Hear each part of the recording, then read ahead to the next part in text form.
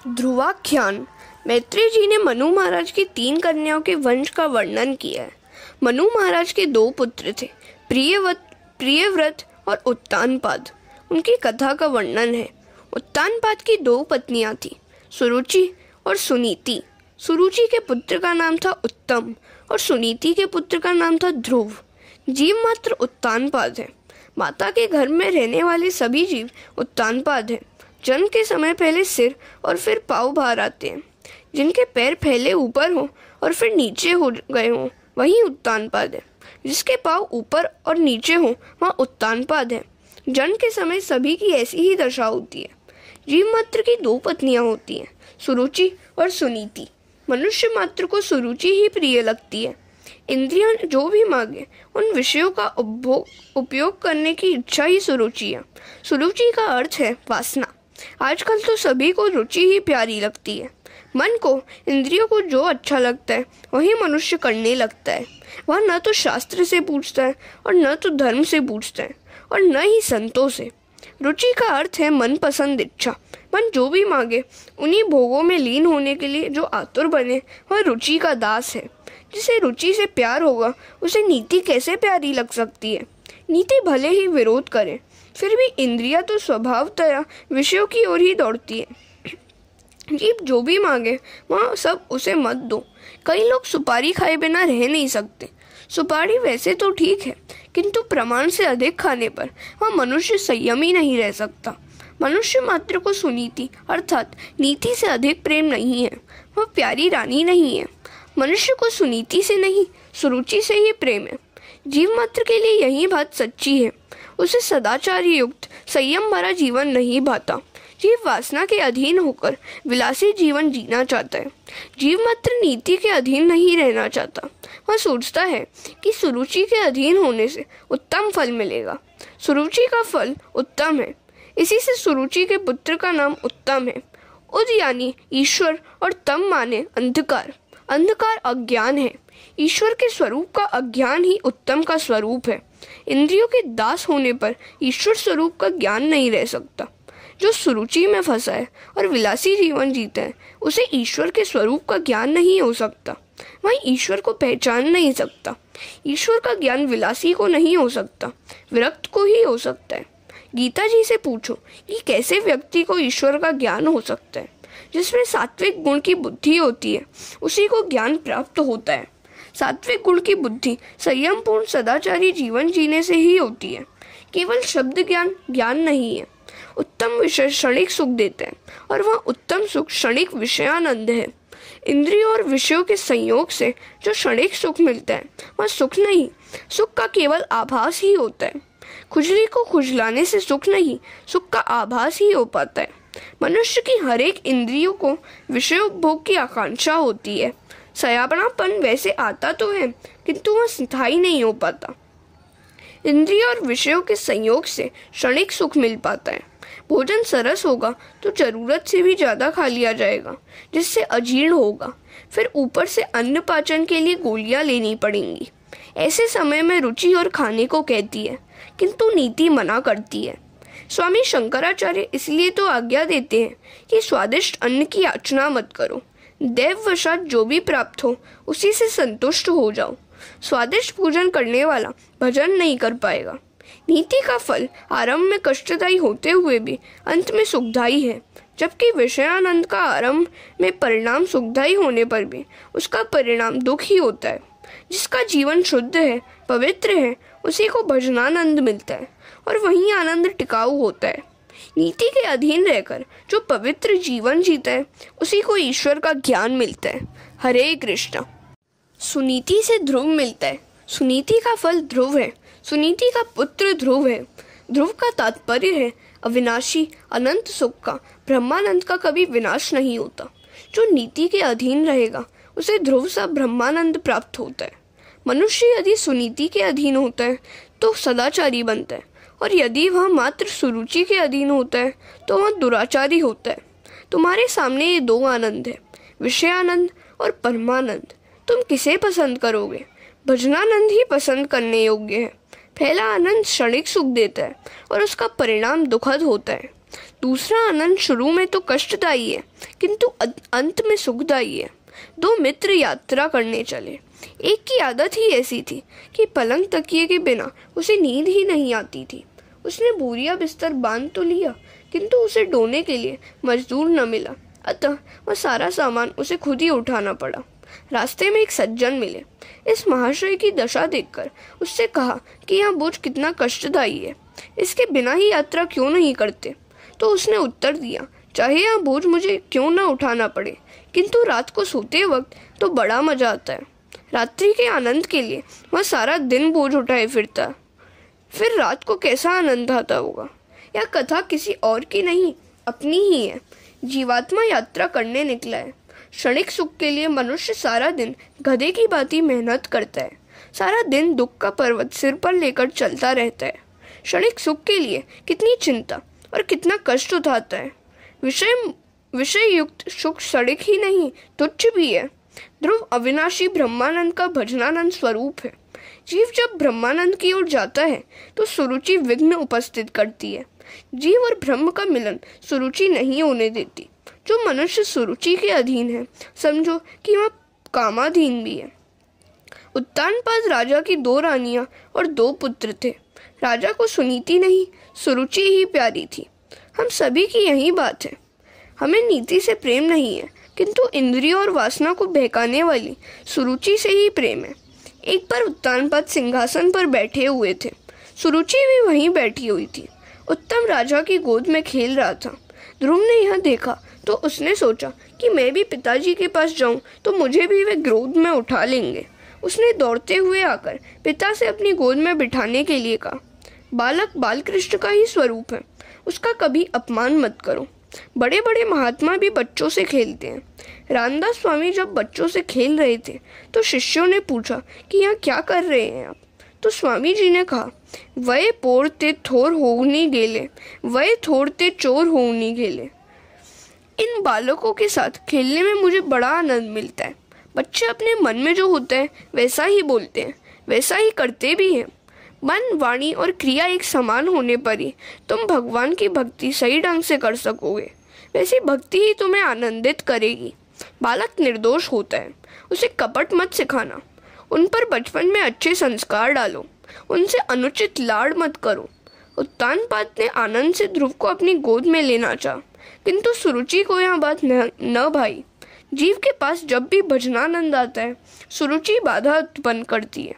पूजा करते समय मन रसोई घर की ओर गया तो प्रभु भजन करते हुए मन विषयों की ओर बह गया तो समझ लेना कि सुरुचि आ गई है। ध्रुव को राजा गोद में बिठाए यह सुरुचि को पसंद नहीं था। उसने सोचा कि राजा जीवात्मा को ध्रुव भजनानंद मिलेगा तो वासनाधीन नहीं होंगे और मेरा कुछ भी काम नहीं बन पाएगा। सुरुचि ने राजा को ध्रुव को गोद लेने से रोका। राजा रानी के अधीन था, वह कामांध था। उसने सोचा कि मैं ध्रुव को गोद में बिठाऊंगा तो सुरुचि नाराज होगी। चाहे कुछ भी हो, मेरी रानी नाराज नहीं होनी चाहिए। जरूरत से ज्यादा स्त्री के अधीन रहना पाप है। शास्त्र तो यहाँ तक कहता है कि ऐसे स्त्री अधीन पुरुष को देखना भी पाप है। वह था तो राजा, किंतु रानी का तो दास ही था। अक्सर सभी की ऐसी ही दशा होती है। सांप बाहर तो अकड़ कर फिरते हैं और घर की पत्नी के आगे भीगे बिल्ली बन जाते हैं। राजा ने ध्रुव की अवहेलना की और मुंह मोड़ लिया। ध्रुव जी को तो बड़ी आशा थी। उसने हाथ बढ़ाकर कहा कि मुझे भी गोद में बिठा लीजिए। सुरुचि ने ध्रुव कुमार से कहा कि भाग जा यहाँ से। राजा की गोद में बैठने की तेरी पात्रता नहीं है। तू राजा की अप्रिय रानी सुनीति का पुत्र है, सो तू उसकी गोद में नहीं बैठ सकता। ध्रुव ने पूछा, माता, क्या मैं अपने पिता का पुत्र नहीं हूँ? सुखदेव जी वर्णन कर रहे हैं। सुरुचि ने उस समय ताना दिया कि तेरी माता रानी नहीं है, रानी मैं हूँ, तेरी माता दासी है। राजा की गोद में बैठने की इच्छा तो तेरी अगर है तो तुझे मेरी कोख से जन्म लेना होगा। तू वन में जाकर तप कर और ईश्वर की आराधना कर और मेरी कोख में जन्म पाने की मांग कर। भगवान जब प्रसन्न होते हैं तो फिर तेरे घर में जन्म लेना ही क्यों मांगा जाए? किंतु सुरुचि मूर्ख जो थी इसलिए ऐसा बोल रही थी। ध्रुव को आशा थी कि पिताजी कुछ पल के लिए तो गोद में लेंगे ही, किंतु सुरुचि के अपमान से रोता हुआ वह अपनी माता सुनीति के पास लौट आया तो सुनीति ने पूछा, बेटा तू क्यों रोता है, क्या हुआ है तुझे? बालक संस्कारी है, इसलिए वह कुछ बोलता नहीं है, बार बार रो रहा है। सुनीति समझती है कि मेरा सयाना बेटा मेरी दशा अच्छी तरह समझता है। हरे कृष्ण। जिसकी माता सुनीति हो वह सुशील ही होता है। वंश में जब कई लोगों का पुण्य इकट्ठा होता है तभी पुत्र उदार निकलता है। ध्रुव ने सोचा कि मैं सारी बात बताऊंगा तो परंपरा के कारण माता पिता की निंदा करने का पाप होगा। तभी एक दासी ने आकर सारी बात बता दी। सारी बात सुनकर सुनीति के मन में विचार आया कि मैंने तो सुरुचि का कुछ नहीं बिगाड़ा। मेरे मुंह से मेरी सौत के लिए यदि कुछ कटु वचन निकल पड़ेंगे तो ध्रुव के मन में हमेशा के लिए वैर भाव के संस्कार जम जाएंगे और भविष्य में अनर्थ होगा। इस प्रसंग से सुनीति को दुख हुआ, किंतु वह अपने बालक को अच्छे संस्कार देना चाहती थी। वह चाहती थी कि अपने बालक को राज्य और संपत्ति चाहे ना मिल पाए, किंतु संस्कार तो अच्छे ही मिलने चाहिए। यदि माता सुनीति हो तो अपने बालक को 1000 शिक्षकों की अपेक्षा भी अधिक अच्छी शिक्षा दे सकती है। सुनीति ने दुख के आवेग को दबाकर धीरज से कहा कि तेरी विमाता ने वैसे तो कुछ बुरा नहीं कहा। उसने तुझे जो उपदेश दिया है वह अच्छा है और मैं भी तुझे यही उपदेश देती हूँ। बेटे, यदि भिक्षा मांगनी ही है तो फिर भगवान से ही क्यों ना मांगी जाए। मनुष्य से बहुत कुछ मांगने पर भी बहुत कम ही मिलेगा और कई बार तो अपमान या उपेक्षा ही मिलेगी। अतः ठाकुर जी से ही मांगो। भगवान जब देता है तो इतना अधिक दे देता है कि जीव वह सब कुछ ले भी नहीं पाता। बेटे, भगवान तुझ पर कृपा करेंगे, तुझे प्रेम से बुलाएंगे, गोद में भी बिठाएंगे। तेरे ही नहीं, जीव मात्र के सच्चे पिता परमात्मा ही है। मैंने तुझे नारायण को सौंप दिया है। जो पिता तेरा मुंह तक नहीं देखना चाहता उसके घर में पड़ा रहना निरर्थक है। इस घर में तू रहेगा तो तेरी सौतेली माता तुझे हमेशा कष्ट देती रहेगी, किंतु रोना नहीं, अन्यथा मुझे भी दुख ही होगा। तेरी विमाता ने तुझे जो वन में जाने के लिए कहा है वह ठीक ही किया है, इसमें तेरा कल्याण है। तो यदि उत्तम की भांति राज सिंहासन पर बैठने की इच्छा रखता है तो श्री भगवान के चरण कमलों की आराधना कर। स्वधर्म पालन से पवित्र बने हुए अपने चित्त में पुरुषोत्तम भगवान की स्थापना कर और अन्य सभी का चिंतन छोड़कर केवल प्रभु का ही भजन कर। अब इस घर में मत रह, वन में जाकर भगवान नारायण का भजन कर। तो ध्रुव ने माता से कहा कि विमाता ने हम दोनों का अपमान किया है। इस घर में न तो मेरा सम्मान है और न तो तेरा। क्यों ना हम दोनों ही वन में जाकर प्रभु का भजन करें। सुनीति ने इस पर कहा, बेटा मैं तो स्त्री हूँ, मेरे पिता ने तेरे पिता को मेरा दान दिया था, मुझे उनकी ही आज्ञा में रहना है। चाहे मेरा पति मेरा अपमान क्यों ना करे, मुझसे पति का त्याग नहीं हो सकता। तू स्वतंत्र है, मैं परतंत्र हूँ। मुझे तो मेरी सौत की भी, जो कि मेरे पति की प्रिय पत्नी है, सेवा करनी है। मैं तुझे अकेला तो भेज नहीं रही हूँ, तेरे साथ मेरे आशीर्वाद भी तो है। परमात्मा तुझे अपनी गोद में बिठाएंगे। जब तू मेरे गर्भ में था उस समय जिन्होंने तेरी रक्षा की थी वे वन में भी तेरी रक्षा करेंगे। अतः तू वन में जा और परमात्मा की वहाँ आराधना कर। मेरे नारायण तुझे अपनी बाहों में संभालेंगे। किंतु ध्रुव को अब भी डर लगा। तो सुनीति पुत्र से कहती है, तू अकेला नहीं है, मेरे नारायण तेरे साथ ही है। जीव यह अनुभव नहीं करता है कि भगवान उसके साथ ही है, किंतु जीव मात्र के सच्चे मित्र तो नारायण ही है। भगवान यह नहीं देखते कि अमुक व्यक्ति धनिक है या गरीब, शिक्षित है या अशिक्षित, छोटा है या बड़ा। भगवान तो यही देखते हैं कि इस जीव के हृदय में मेरे लिए प्रेम है या नहीं। प्रभु को प्रेम से पुकारोगे तो वे दौड़ते हुए चले आएंगे। अपने दुख की कथा प्रभु से तुम एकांत में ही कहना। प्रभु को मनाओ, उनसे कहो कि मेरा पाप करने का स्वभाव नहीं छूट पाता है, कृपा करो, वे तुम्हारी प्रार्थना अवश्य सुनेंगे। हरे कृष्णा। ध्रुव ने पूछा, माता मुझ जैसे अबोध बालक को भी भगवान मिलेंगे क्या? ध्रुव को समझाते हुए सुनीति ने कहा, हाँ बेटे, भगवान तुझे अवश्य मिलेंगे। दिल लगाकर भगवान का भजन करना। भगवान भावना के भूखे हैं। ईश्वर को जो प्रेम से पुकारता है उसके समक्ष वे अवश्य प्रकट होते हैं। बिना आतुरता के भगवान नहीं मिलते। आर्त होकर आरती करो। उपनिषद में ईश्वर ने कहा है, यह जीव मेरा पुत्र है, अमृतस्य पुत्रा।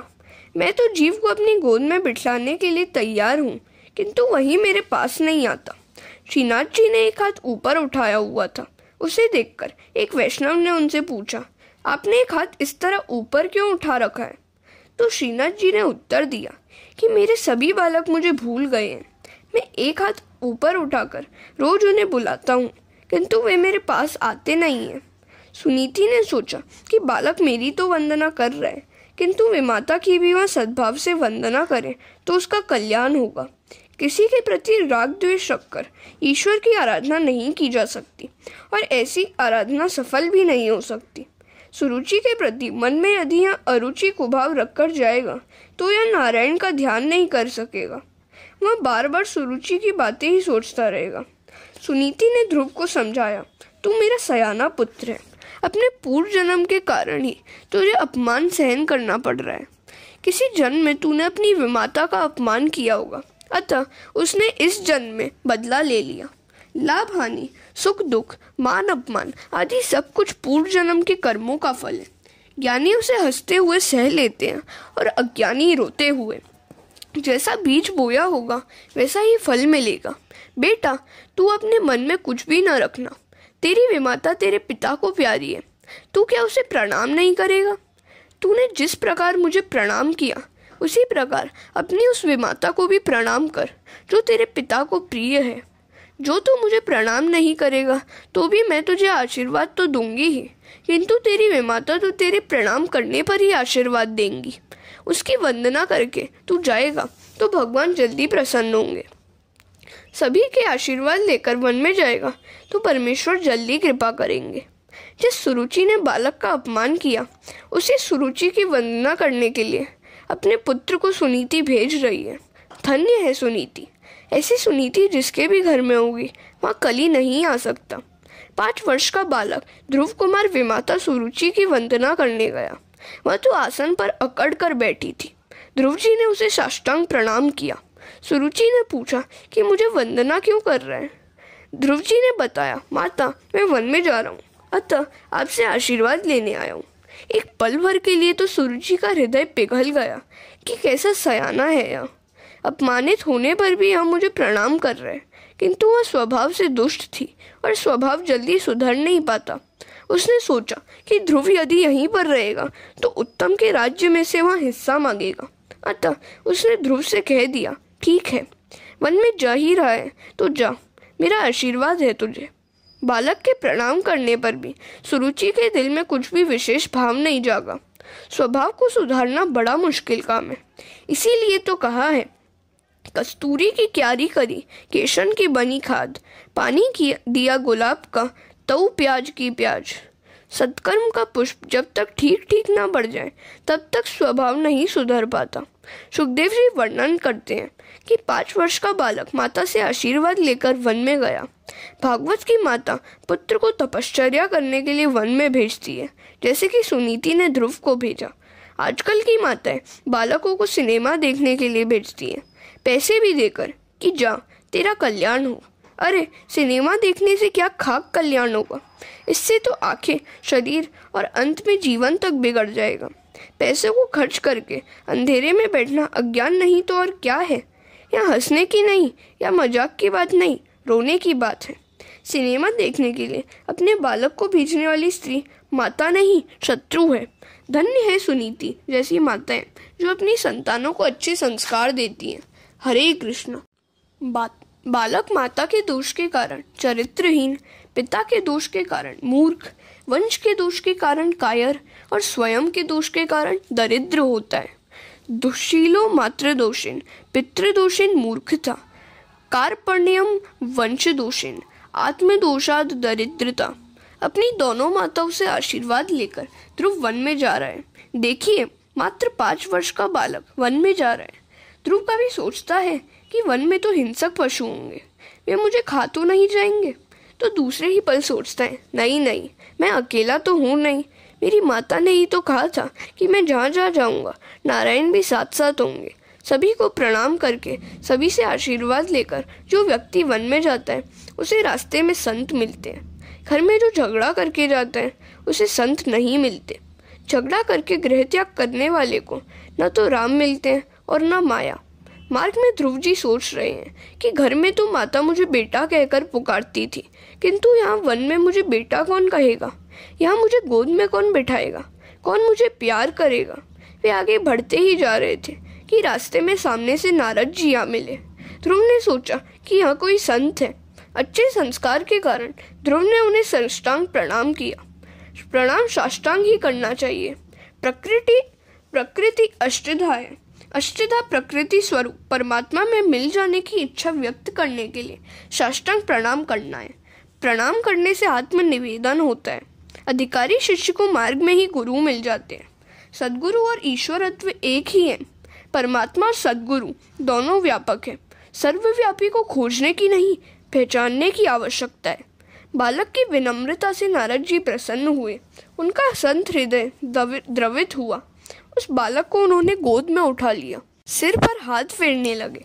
महापुरुष का हाथ जब मस्तक पर फिरता है तो मन के सारे विकार शांत हो जाते हैं। ध्रुव को लगा कि अपनी माता के आशीर्वाद से यहाँ मार्ग में एक और माता मिल गई। जन्मदाता माता बालक को स्तनपान करा के पुष्ट करती है, तो गुरु रूपी माता हमेशा के लिए स्तनपान छोड़ाती है, अर्थात जन्म मृत्यु के चक्र से मुक्त कराती है, मोक्ष दिलाए। अतः फिर कभी जन्म लेकर स्तनपान करना ही न पड़े। स्तनपान कराने वाली माता श्रेष्ठ है या स्तनपान छुड़ाने वाली? स्तनपान छुड़ाने वाली माता गुरु ही श्रेष्ठ है। गुरु तो कहते हैं कि बेटा, तुझे मैं ऐसा उपदेश दूंगा कि फिर कभी स्तनपान करना ही न पड़े। नारद जी ने पूछा, बेटे तू कहाँ जा रहा है? ध्रुव जी ने कहा, भगवान के दर्शन करने के लिए मैं वन में जा रहा हूँ। मेरी माता ने बताया कि मेरे सच्चे पिता तो भगवान नारायण हैं। मैं उन्हीं की गोद में बैठने के लिए जा रहा हूँ। हरे कृष्ण। नारद जी ने ध्रुव की बात सुनकर उसकी परीक्षा लेनी चाहिए। सद्गुरु परीक्षा लेने के बाद ही शिष्य को उपदेश देते हैं। नारद जी ने उससे कहा, अरे अभी तो तू छोटा सा बच्चा है, यहाँ तेरी खेलने कूदने की अवस्था है, प्रभु का जप करने की नहीं। मेरा विचार है कि साधारण पुरुषों के लिए ईश्वर को प्रसन्न करना बड़ा ही कठिन कार्य है। तू जिनकी कृपा की इच्छा कर रहा है वे तो दुराराध्य है। बड़े बड़े ऋषि कई जन्मों तक ईश्वर की आराधना करते हैं, फिर भी उन्हें नहीं मिल पाते। वे भगवान का मार्ग ढूंढते तो हैं, किंतु जान नहीं सकते। तू बड़ा होकर पहले हर प्रकार के सुखों का उपभोग कर और वृद्धावस्था में निवृत्त होकर वन में चले जाना। तब शांति से भजन करना, राम नाम जपना और भगवान का दर्शन कर लेना। तू चाहता है कि भगवान तुझे गोद में बिठा ले, किंतु बड़े बड़े ऋषि मुनि हजारों वर्षों की तपश्चर्या करने के बाद भी उन्हें पा नहीं सकते, तो फिर तेरे जैसे बालक को तो वे कैसे मिलेंगे? अतः यही अच्छा है कि तू अपने घर वापस चला जा। ध्रुव कुमार ने कहा, जी नहीं, जिस घर में मेरा अपमान होता है वहाँ मैं नहीं रह सकता। अपने पिताजी के राज सिंहासन पर न बैठने का मैंने निश्चय किया है। इसी जन्म में प्रभु के दर्शन करने का भी निश्चय किया है। गुरुजी, आप मार्गदर्शन कराएं। ध्रुव का अटल निश्चय देखकर नारद जी ने कहा, जो व्यक्ति अपना कल्याण चाहता है और धर्म, अर्थ, काम और मोक्ष प्राप्त करना चाहता है, तो उसके लिए एकमात्र साधन है श्री हरि के चरणों की सेवा। तू मधुवन में जा। वृंदावन में यहाँ मधुवन है, जहाँ ध्रुव जी को नारायण के दर्शन हुए थे। यमुना कृपालु है। यमुना महारानी कृपा देवी का अवतार है। भागवत में कुछ ऐसे स्थानों का निर्देश है जहाँ परमात्मा अखंड रूप से विराजते हैं। मधुवन में श्रीरंगम में आदि, श्रीरंगम में अनंत शयनम पद्मनाभम है। द्वारिका में भी श्री भगवान विराजते हैं। उन्होंने द्वारिका त्यागी नहीं है। बोडाड़ा की भक्ति अनन्य थी, अतः उनका एक स्वरूप डाकोर आया था। गंडक नदी के किनारे पुलक ऋषि के आश्रम में भी उनका अखंड वास है, ऐसा भागवत के 5वें स्कंद में कहा गया है। वृंदावन में भगवान का अखंड वास है। यमुना जी तेरा ब्रह्म संबंध सिद्ध करेंगी। यमुना जी तेरे लिए सिफारिश करेंगी। अपात्र होने पर भी माता मानेंगी कि तू उसका हुआ है, अतः वे कृपा करेंगी। नारद जी ने ध्रुव को आज्ञा दी, वत्स तेरा कल्याण हो। यमुना नदी के तट पर स्थित परम पवित्र मधुवन में तू जा। वहाँ श्री हरि का नित्य निवास है। हरे कृष्ण। वृंदावन प्रेम भूमि है। वहाँ रहकर भजन करने से मन जल्दी शुद्ध होता है। वृंदावन दिव्य भूमि है। वहाँ जीव और ईश्वर का मिलन शीघ्र होता है। ध्रुव जी ने पूछा, वृंदावन जाकर वहाँ परमात्मा की आराधना किस प्रकार करनी है? नारद जी कहते हैं, ध्यान करने से पहले मानसी सेवा करना, चतुर्भुज नारायण की मानसी सेवा करना। उस समय मन की धारा कहीं टूट न जाए, इसका ख्याल रखना। ईश्वर में मन सतत संलग्न रहना चाहिए। मानसी सेवा श्रेष्ठ मानी गई है। भगवान शंकराचार्य भी कृष्ण की मानसी सेवा करते थे। जो अपने पास कुछ नहीं रखते, वैसे विरक्त सन्यासी मानसी सेवा करे, वह उत्तम है। किंतु गृहस्थ के मात्र मानसी सेवा करने से कुछ नहीं बन सकता। गृहस्थ को चाहिए कि वह मानसी और प्रत्यक्ष दोनों सेवा करे। मानसी सेवा के लिए उत्तम समय है प्रातः काल के 4 से 4:30 बजे का। किसी भी व्यक्ति का मुख देखे बिना सेवा करनी चाहिए। प्रातः काल उठकर ध्यान करो कि तुम गंगा किनारे बैठे हो। मन से ही गंगा जी में स्नान करो। अभिषेक के लिए चांदी के कलश में गंगा जल लाओ। ठाकुर जी के जगने पर आचमन कराओ। मंगल के बाद माखन मिश्री की जरूरत पड़ेगी। भोलेनाथ शंकर को कुछ नहीं चाहिए, किंतु कन्हैया तो सब कुछ मांगता है। फिर कृष्ण को स्नान कराओ। शंकर तो शीतल जल से स्नान कर लेते हैं, किंतु बाल कृष्ण को तो उष्ण जल से ही स्नान कराओ। फिर ठाकुर जी का श्रृंगार करो। श्रृंगार न करने पर भी कृष्ण सुंदर तो लगते ही हैं, किंतु श्रृंगार करने से तुम्हारा मन भी सुंदर होगा। अपने विकृत मन को सुधारने के लिए ही श्रृंगार करना है। श्रृंगार से ही समाधि सा आनंद मिलता है।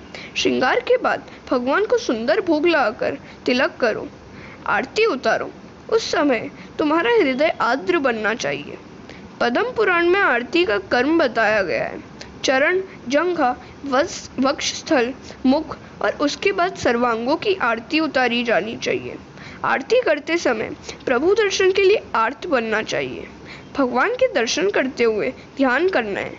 श्री हरि का धीर मन से ध्यान करो। जब ध्यान सहित होना चाहिए। कुछ लोग ऐसे भी होते हैं जो जप करते समय भी संसार का ही चिंतन करते रहते हैं। ऐसे करने के कारण जप निष्फल तो नहीं माना जा सकता, किंतु जैसा फल मिलना चाहिए वैसा फल नहीं मिल पाता। स्नान करने से शरीर की शुद्धि होती है। दान करने से धन की शुद्धि होती है। ध्यान करने से मन की शुद्धि होती है। जप और ध्यान एक साथ होने चाहिए। जप करते समय जिस देव का तुम ध्यान कर रहे हो, उसकी मूर्ति तुम्हारे मन से हटनी नहीं चाहिए। जीभ से भगवान का नाम लिया जाए और मन से भगवान का स्मरण किया जाए। आंखों से उनका दर्शन करो और कानों से उनका श्रवण। मैं तुम्हें एक मंत्र भी दे रहा हूँ। ओम नमः भगवते वासुदेवाय। इस महामंत्र का तुम सतत जाप करते रहो। भगवान अवश्य प्रसन्न होंगे। मेरा आशीर्वाद तुम्हारे साथ है। तुम्हें 6 महीने में भगवान मिलेंगे। संचित प्रारब्ध कर्म को जलाने के लिए 3 जन्म लेने पड़ते हैं। गीता जी में भगवान ने कहा है कि कई जन्मों के बाद जीव मुझे प्राप्त करता है। बहुनाम जन्म जन्मानमेते। विद्वानों ने यहाँ ऐसा अर्थ किया है कि बहुनाम अर्थात 3 जन्म। अपने कर्मों के क्षय के लिए योगियों ज्ञानियों को 3 जन्म तो लेने ही पड़ते हैं, किंतु भागवत में वर्णित ध्रुव चरित्र में कहा गया है कि जप करने से 6 महीने में भगवान मिलते हैं। हरे कृष्ण। ध्रुव जी ने कहा है कि भगवत चरणों की छाया मैंने 6 महीने में ही प्राप्त की थी। यह सही बात है। तुम भी अनुभव करके देखो।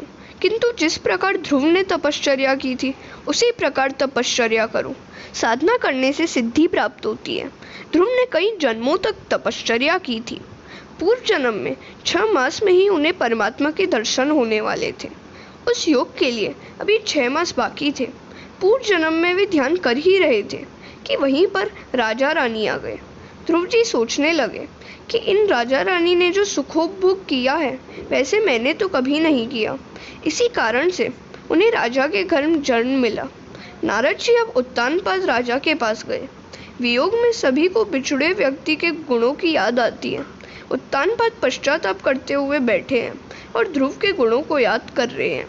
नारद जी ने सोचा, चाहे जो कुछ भी हो, किंतु यह मेरे शिष्य के पिता हैं, मुझे इनका भी उद्धार करना ही होगा। यह सुरुचि के अधीन हो गया है। यह जीव को वश में करेगा तो उसकी साधना सफल होगी। जीव पर काबू पाने से सुरुचि का मोह कम हो जाएगा। उत्तानपाद जी से नारद जी ने कहा, तुम 6 मास केवल दूध ही पीना, अनुष्ठान करना। ध्रुव जी मधुवन में आए। प्रथम दिवस उन्होंने अनशन किया। और फिर 3 दिन एक आसन पर बैठकर ध्यान किया। केवल फलाहार ही किया। अन्नाहार से रजोगुण की और फलाहार से सत्व गुण की वृद्धि होती है। दूसरे महीने में और संयम किया। एक साथ 6 दिनों तक ध्यान में बैठने लगे। तीसरे महीने में एक साथ 9 दिनों तक ध्यान करने लगे। फलाहार भी छोड़ दिया, केवल वृक्षों के पत्ते ही खाते। धीरे धीरे संयम बढ़ाने से भक्ति भी बढ़ती ही जाती है। जिस विषय का एक बार त्याग किया हो उसमें मन इंद्रियों को फिर कभी नहीं लगने दो। चौथे मास में केवल यमुना जल पीकर 12 दिन एक ही आसन पर बैठकर जप किया। 5वें मास में जल भी छोड़ दिया और वायु भक्षण करके 15 दिन तक एक ही आसन से जाप करते रहे। अब 6ठा मास आया तो उन्होंने निश्चय किया कि जब तक परमात्मा नहीं मिलेंगे तब तक मैं आसन पर बैठूंगा, और वे ध्यान जप में मग्न हो गए।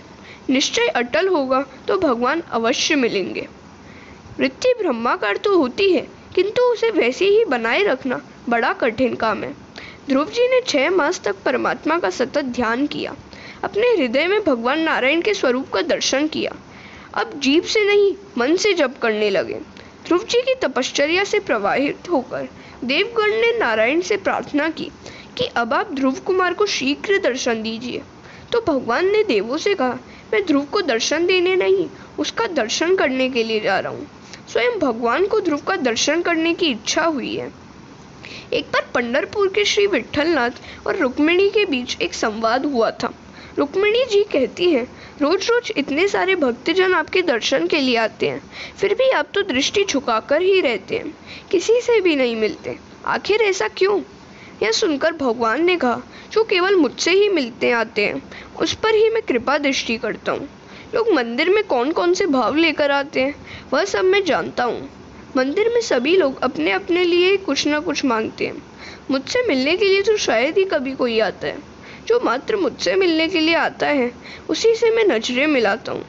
भगवान के दर्शन के लिए पंढरपुर के मंदिर में इतनी बड़ी भीड़ इकट्ठी होती है कि सुबह वहाँ पहुँचा हुआ व्यक्ति शाम को ही दर्शन कर पाता है। एक बार लक्ष्मी जी ने भगवान से पूछा, इतने सारे भक्त आपके दर्शनार्थ मचल रहे हैं, फिर भी आप उदास से क्यों नजर आ रहे हैं?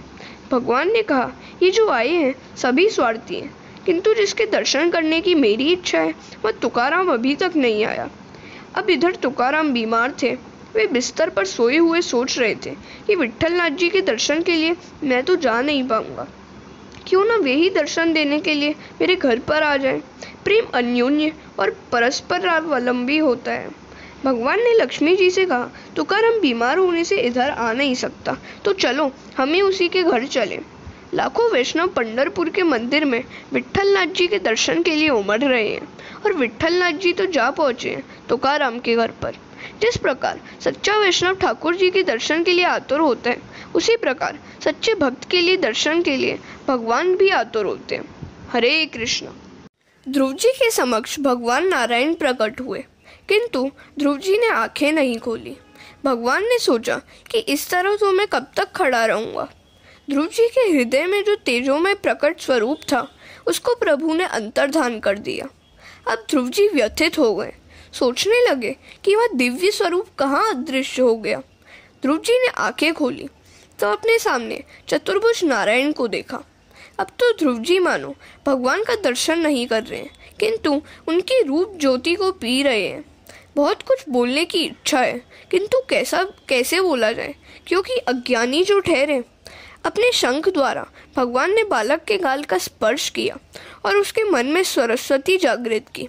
ध्रुव जी ने स्तुति की, प्रभु आप सर्वशक्ति संपन्न हैं। आप ही मेरे अंतःकरण में प्रवेश करके अपने तेज से मेरी सुषुप्त वाणी को चेतना युक्त करते हैं तथा मेरे हाथ, पैर, कान, त्वचा आदि अन्य सभी इंद्रियों और प्राणों को चैतन्य देते हैं। ऐसे आप अंतर्यामी भगवान की मैं वंदना करता हूँ। मेरी बुद्धि में प्रविष्ट होकर उसे सत्कर्म की प्रेरणा देने वाले प्रभु को मैं बार बार वंदन करता हूँ। आपका कृतज्ञ आपको कैसे भूल सकता है? जो आपकी स्तुति नहीं करता वह सचमुच ही कृतज्ञ है। आप तो मनुष्य को जन्म मरण के चक्र से मुक्त करते हैं। आपको कामादि विषयों की इच्छा से बजने वाला मूर्ख है। आप तो कल्प वृक्ष है।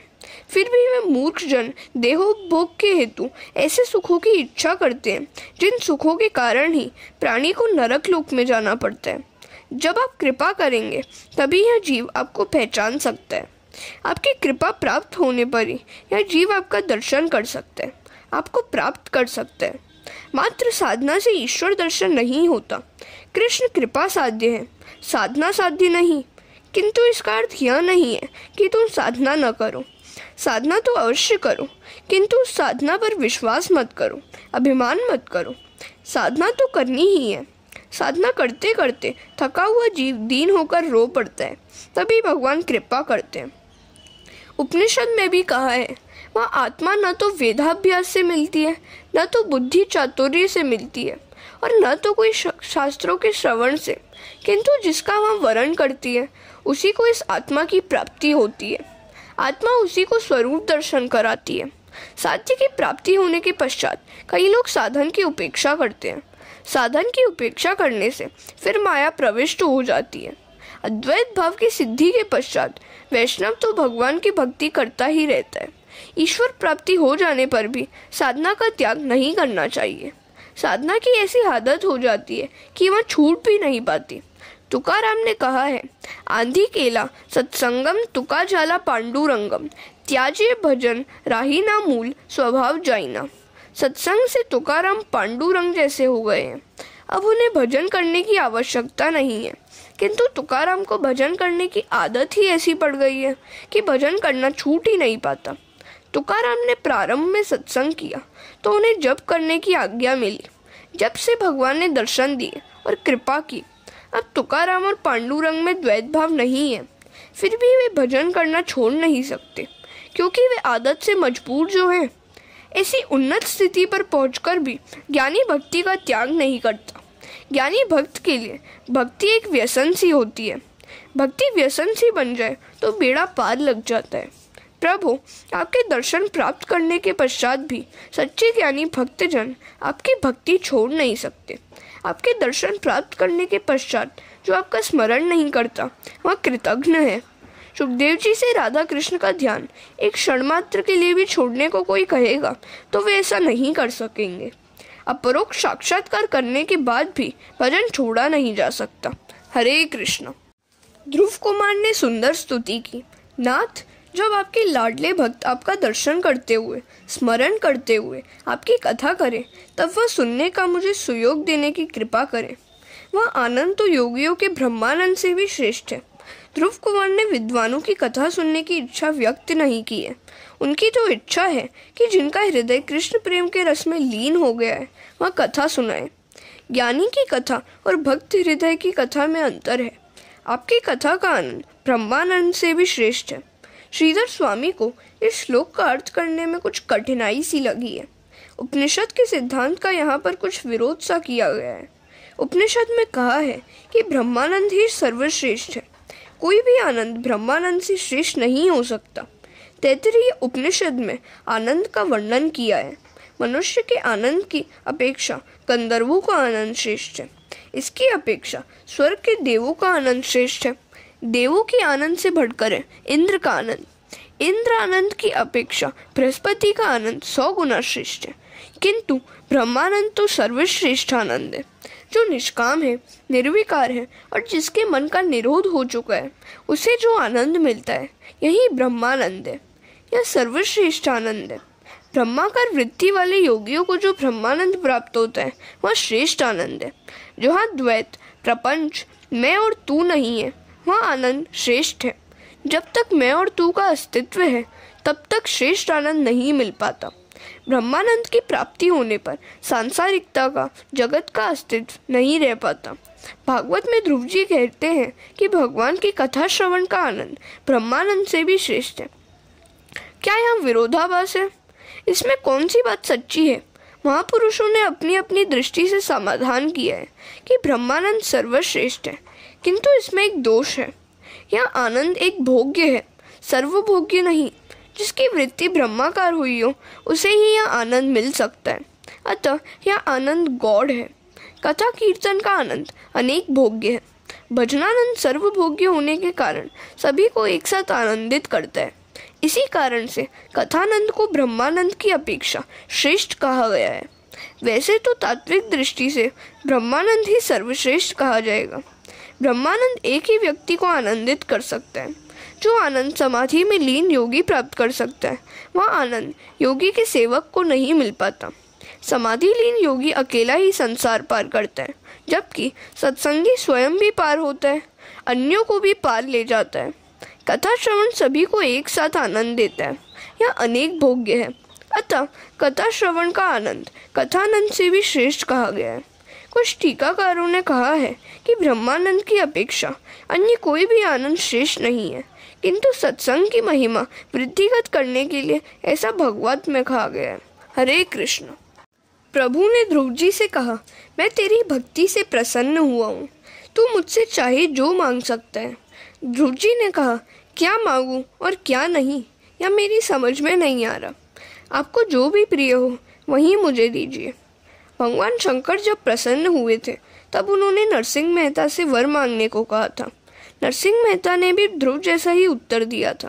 तो शिवजी ने कहा कि मुझे तो रासलीला प्रिय है, अतः मैं तुझे उसी का दर्शन कराऊंगा। और शिवजी ने मेहता को रासलीला के दर्शन कराए थे। ध्रुव जी से भगवान ने कहा, तू कुछ कल्पों के लिए अपने राज्य का शासन कर, उसके पश्चात मैं तुझे अपने धाम में ले चलूंगा। ध्रुव जी ने आशंका व्यक्त करते हुए कहा, मुझे अपने पूर्व जन्म की याद आ रही है। राजा रानी के दर्शन से मेरा मन विचलित हुआ था, अतः मुझे यह जन्म लेना पड़ा। अब जो राजा बना तो फिर रानियों की माया में फंस जाऊंगा और असावधान हो जाऊंगा। मैं राजा नहीं बनना चाहता। प्रभु ने कहा, तू चिंता न कर, ऐसा कभी नहीं होगा। तेरी राजा बनने की इच्छा न भी हो तो मैं तुझे राजा बना हुआ देखना चाहता हूँ। यह माया तुझे प्रभावित नहीं कर सकेगी। मेरा नियम है कि जो मेरा पीछा करता है मैं भी उसी का पीछा करता हूँ। मैं तेरी रक्षा करूँगा। छोटे बच्चों को चाहे आनंद ना होता तो किंतु माता को तो उसका श्रृंगार करने में आनंद मिलता ही है। मैं जगत को यह दिखाना चाहता हूँ कि जो व्यक्ति मेरा हो जाता है उसे लौकिक और अलौकिक दोनों प्रकार के आनंद प्रदान करता हूँ। मैं अपने भक्तों को अलौकिक सुख के साथ साथ लौकिक सुख से भी लाभान्वित करता हूँ। शबरी और मीरा जैसा अटल भक्ति भाव होने पर भगवान कहते हैं कि मैं रक्षा करता रहूँगा। जीव की रक्षा जब तक भगवान स्वयं नहीं करते तब तक वह काम का नाश नहीं कर पाता। जे ही राखे रघुबीर ते उबरे तिहि काल महु। श्री राम ने जिनकी रक्षा की है वे कभी कामान नहीं हुए हैं। फूल चुनने के लिए आए हुए एक राजसेवक ने ध्रुव को देखा तो उसने राजा से ध्रुव के आगमन का समाचार दिया। अनुष्ठान में बैठे हुए उत्तानपाद राजा दौड़ पड़े। जरा देखिए तो सही, 6 मास पूर्व जिस उत्तानपाद राजा ने ध्रुव को अपनी गोद में क्षणमात्र भी बैठने नहीं दिया था, वही राजा अब भगवान के दर्शन करके आए हुए ध्रुव के स्वागत के लिए दौड़ते हुए जा रहे हैं। जो ईश्वर से संबंध जोड़ लेता है, जगत उसी के पीछे दौड़ने लगता है। परमात्मा जिसे अपना बनाते हैं उसके शत्रु भी वंदना करते हैं। यदि तुम पीछे लग जाओगे तो जगत तुम्हारे पीछे लग जाएगा। वहीं उत्तानपाद के जिन्होंने ध्रुव का कभी अपमान किया था, आज उसका स्वागत करने के लिए दौड़ पड़े हैं। वे सोचते हैं, मेरे 5 वर्ष के बालक ने भगवान का दर्शन पा लिया और मैं आधी जिंदगी गुजार चुका, फिर भी सुरुचि की माया में फंसा हुआ हूँ। धिक्कार है मुझे। राजा की आंसू से आनंद अश्रु बह रहे थे। कहाँ है मेरा ध्रुव, कहाँ है मेरा बेटा? सेवक ने कहा, देखिए महाराज, राजकुमार आपकी वंदना कर रहे हैं। तो राजा ने बालक को गले लगाकर कहा कि मैं वंदना के लिए अपात्र हूँ। सुखदेव जी वर्णन करते हैं कि उस समय परमानंद की वर्षा हो रही है। अब ध्रुव माताओं की वंदना करने के लिए जा रहे हैं। वे सोचते हैं कि मेरी माता ने तो कहा था कि उसकी मैं वंदना न करूं तो कोई वैसी बड़ी बात नहीं है, किंतु विमाता सुरुचि की तो मुझे वंदना करनी ही चाहिए। अतः ध्रुव ने जब सुरुचि को प्रणाम किया तो उसका दिल भर आया। कितना सयाना है यह। सुनीति का हृदय तो हर्ष के मारे इतना भर आया कि वह तो कुछ बोल भी न पाई। उसे लगा कि आज ही वह पुत्रवती हुई है, क्योंकि उसका पुत्र आज भगवान को प्राप्त करके आया है। रामचरितमानस में भी कहा गया है, पुत्रवती जुबती जग सोई, रघुबर भगत जासु सुत होई। जो सभी का आशीर्वाद प्राप्त कर सकता है वही सर्वेश्वर को प्रिय लगता है। लोगों ने कहा कि ध्रुव जी ने नारायण के दर्शन किए, अतः हम उनका दर्शन करके कृतार्थ हो जाएंगे। तो ध्रुव जी की नगर यात्रा का आयोजन किया गया। ध्रुव जी को हाथी पर सवार होने के लिए कहा गया तो उन्होंने कहा कि मैं अकेला सवार नहीं हो सकता, मेरे भाई उत्तम को भी पास में बिठाओ। उत्तम को हाथी पर पहले बिठाकर ध्रुव जी ऊपर सवार हुए। जो अपने भाई बहनों में, नाते रिश्तेदारों में परमात्मा का दर्शन नहीं कर सकता, उसे मूर्ति आदि में भी भगवान का दर्शन नहीं हो सकता। हरे कृष्णा। शब्दात्मक उपदेश का प्रभाव शीघ्र नहीं पड़ता, क्रियात्मक उपदेश का प्रभाव शीघ्र पड़ता है। सुरुचि अब पश्चाताप करने लगी है। सुनीति के चरणों में मस्तक नवाकर रो रही है। उसके आंसू के साथ साथ उसके मन का मैल भी धुल गया। ध्रुव कुमार का राज्याभिषेक किया गया और भ्रमी के साथ विवाह भी किया गया। एक बार उत्तम शिकार करने के लिए वन में गया। वहां यक्ष के साथ युद्ध होने पर उसकी मृत्यु हो गई। ऐसा दुखद समाचार सुनकर ध्रुव वहां पहुंचा और भीषण युद्ध करके वहां यक्षों का संहार करने लगा। उस समय ध्रुव के पिता महाराज मनु वहां पधारे। उन्होंने ध्रुव से कहा, बेटे, वैष्णव वैर नहीं करते। विष्णु भगवान प्रेम के स्वरूप है। अपनी छाती पर लात मारने वाले भृगु ऋषि को भी विष्णु भगवान ने प्रेम ही दिया था। शिव जी वैराग्य के स्वरूप है। अति प्रेम और अति वैराग्य दोनों का निर्वाह कठिन है। ज्ञानी को चाहिए कि वह अतिशय वैराग्य से रहे और वैष्णव को चाहिए कि वह अतिशय प्रेम से रहे। महाराज मनु कहते हैं, अपनों से बड़े के प्रति सहनशीलता, छोटों के प्रति दया, समान वयस्कों के साथ मैत्री और समस्त जीवों के साथ समान बर्ताव करने से सर्वात्मा श्रीहरि प्रसन्न होते हैं।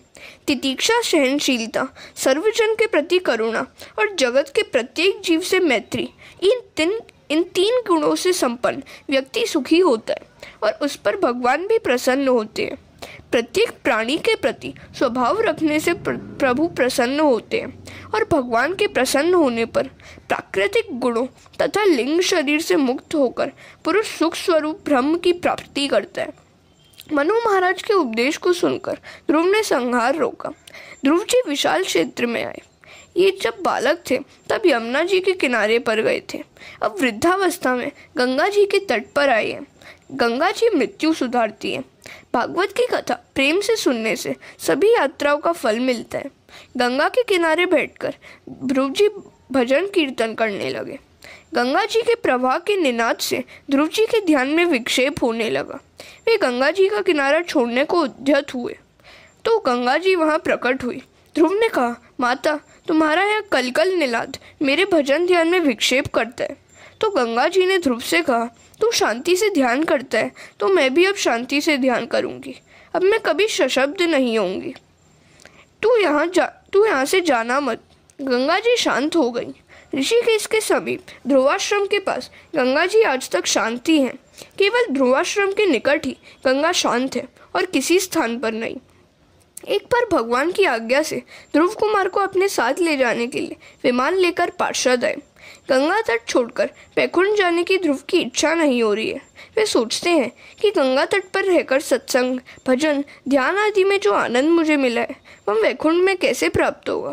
गंगा जी को साष्टांग प्रणाम करके वे अंतिम स्नान करने लगे। गंगा जी को छोड़ते हुए उन्हें वेदना हो रही है। उनका हृदय भर आया है। उस समय गंगा जी प्रकट हुई। ध्रुव ने कहा, भगवान की आज्ञा के कारण मैं तुम्हें छोड़कर वैकुंठ जा रहा हूँ। तुम्हारे तट पर जैसा आनंद मिला है वैसा तो हम वैकुंठ में कैसे मिलेगा। यह सुनकर गंगा जी ने प्यार से कहा, यह तो मेरा भौतिक स्वरूप है। वैकुंठ में मैं आदि भौतिक स्वरूप से रहती हूँ। ध्रुव ने गंगा जी को प्रणाम किया। सभी की वंदना करके ध्रुव जी वैकुंठ गए। वे विनय की मूर्ति है। हरे कृष्णा। ध्रुव के समीप आकर मृत्युदेव ने सिर नवाया तो ध्रुव ने उनके मस्तक पर एक पैर रखकर दूसरा पैर विमान में रखा। विमान में बैठकर भगवान के धाम में गए। ध्रुव के वैकुंठ गमन से सभी को आनंद हुआ। नारद जी कुछ अप्रसन्न से हैं। वे सोचते हैं कि मृत्युदेव के सिर पर पाँव रखकर विमान में बैठकर मेरा शिष्य वैकुंठ में पहुंच गया। मेरा शिष्य मुझसे भी आगे निकल गया।